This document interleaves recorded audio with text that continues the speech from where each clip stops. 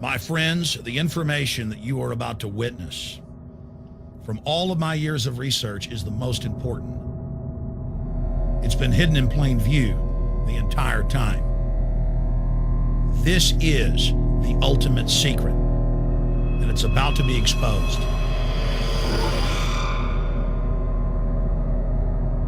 I have hundreds of government documents, textbooks, white papers, where for over 80 years, the elite of the Western world have talked about adulterating food and water to sicken and sterilize the population for the purpose of eugenics. It's all covered in the book Eco Science, written by the White House science czar, John P. Holdren, where they talk about a planetary police state to carry out the forced sterilization. They also talk about covert systems in the water and food to sterilize the population. Now, this was written decades ago, before he was White House science czar. Now, suddenly, the stuff in this book is all over the news. They're selling it to the public as if it's a good thing. You see here before you what an average person would buy when they went shopping at the store. Not everything here is bad for you, but much of it has compounds and artificial chemicals that have been added that are extremely toxic and bad for your health. And they have known this the entire time, and they have approved them for use. Let's start with aspartame.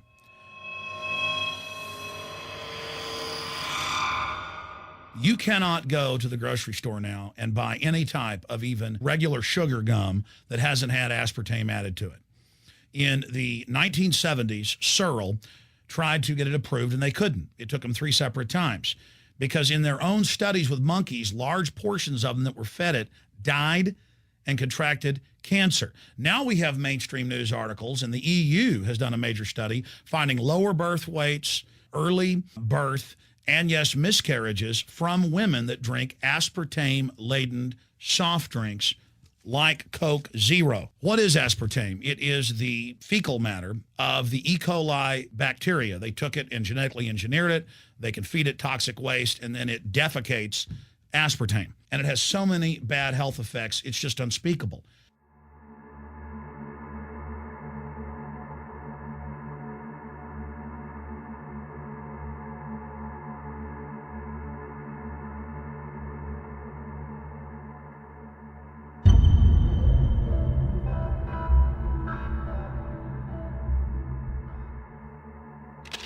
This is being done by design. It's also very, very addictive.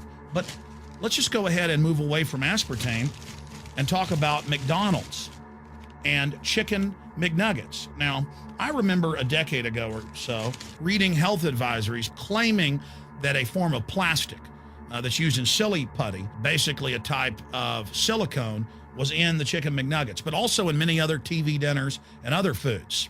It is illegal in every other nation in the world to add these chemicals to the food, but it's not in the United States. The big secret is all of this was done by design by the FDA. Look at all the drugs they've approved, and then it comes out later that they knowingly approve them when these drugs are causing heart attacks and cancer.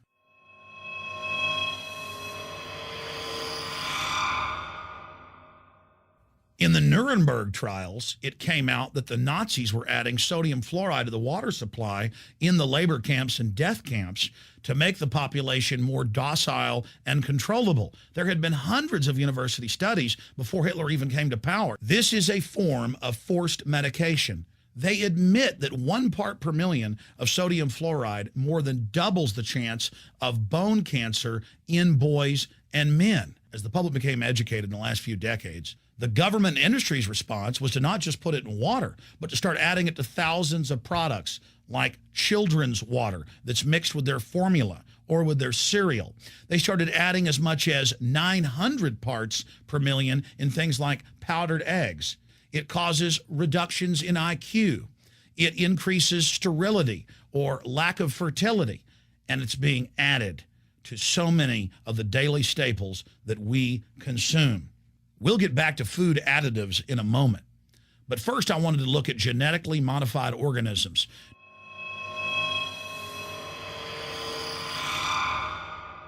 Did you know for many years the American people have been eating cloned beef and pork, and now they're expanding out into other forms of meat? Let's look at salmon first. Major university studies conclusively have proven that the type of genetically modified salmon that is actually a cross species, they've mixed other animal genes in with it, that when this fish is introduced with wild natural salmon, within 40 generations, all of the natural salmon are extinct. And the FDA approved this. And they're going to allow it to be released into the wild that isn't even a salmon. It is a cross-species chimera. It is a mixture like something out of the island of Dr. Moreau, something out of a nightmare.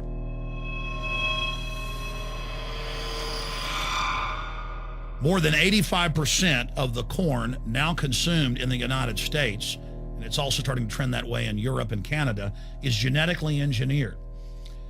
It grows its own pesticide within the corn kernels so that insects won't eat it. If the insects can't eat this and live, what do you think is going to happen when lab rats or humans eat it? We have literally hundreds of studies showing that not just Monsanto's, but other major GMO companies' corn, and that's the majority of corn we're now eating today in the United States, has been linked to organ failure in lab animals. The studies also show massive increases in sterility in rats and guinea pigs that are fed not just GMO corn, but GMO cotton seeds. Studies in India, Germany, and the United States have conclusively shown that when they feed the cotton seeds left over from the cotton crop from these genetically modified varieties, that the cows are having miscarriages, they are having low birth weights, or in many cases, they're simply dying. And what is in most processed foods? Genetically modified cottonseed oil.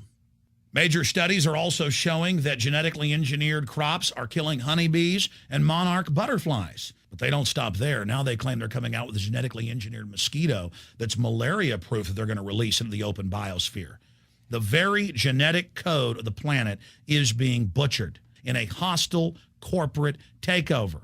Many years ago, an executive from Monsanto was quoted in National Geographic as saying that that is their program, that they want to basically have their crops and their organisms take over the entire biosphere of this planet.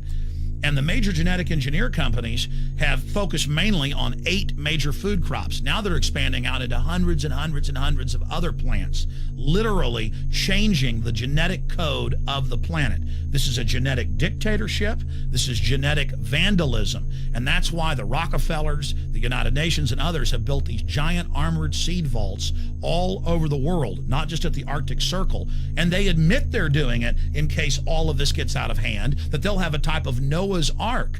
So all these fake environmental groups, they never complain about this. They never talk about true environmental degradation. They want to put a tax on carbon dioxide that humans exhale, that plants respirate from and carry out photosynthesis with, as a way to shut down industrial society and control every facet of our lives. That's the big secret. This is a population reduction program. It is an epidemic.